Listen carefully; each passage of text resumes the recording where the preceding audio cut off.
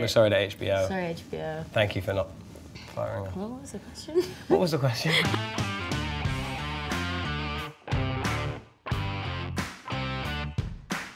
Fabien Frankel, Okay. The first thing we did, I think, like, you know, obviously you read the book, which was very informative in terms of plot and everything. When we started filming, they wouldn't let us have scripts paperback because obviously it's a very, like, top secret and everything. And actually, story about Matt. Matt, like, pleaded with them and said, you know, like, this is the most important thing that we can have is to have our scripts and take them home and work with them. And because of that, we did a video. We both embarrassed ourselves. We did a video for HBO. We were the dicks. It was our first ever day, and rehearsals. everyone had to say a thing of why they wanted the scripts, and everyone spoke They just so went around the eloquently. room like someone And get me and up. Milly were the last two to go because we didn't want to say anything, and Milly and I were looking at each other like, they said everything, and then it was a disaster. Said? I don't remember what I said. You said, I can't do this on an iPad. You were like, can I make an edit? Yeah.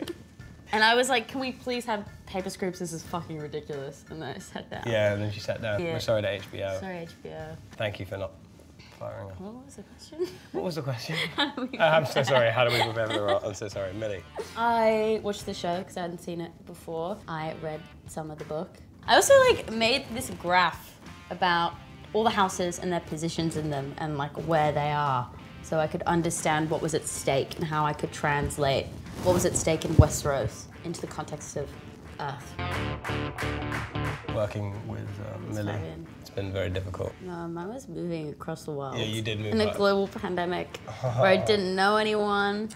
Yeah, it was really hard. And just learning how to live. And like, how do you use this washing machine? We don't have these types of washing machines back home. I need a doctor. How do I go to the... And not knowing anyone and just kind of like going to set and having this really intense experience and then having no one to talk to it about and no one that I could, who would get it. So that was really hard.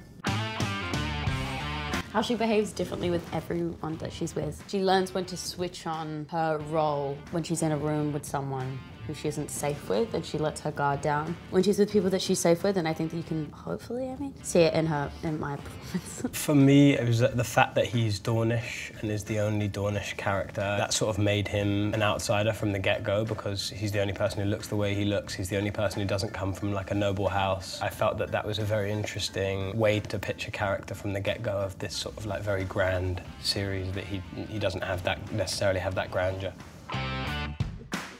He writes such interesting characters and has done, and we saw that in the first show, and I'm sure we'll see that in any series that HBO continue to make with him. He writes really three-dimensional characters, and I think our show, I like to think, and I hope, is testimony to that. He does not just vilify people or just make heroes, and also, like, you know, he writes stuff that you don't have in your life. That's why we love fantasy so much. That's why when I grew up, I loved Harry Potter or I loved Lord of the Rings, because it takes you away from the mundanity of your own life.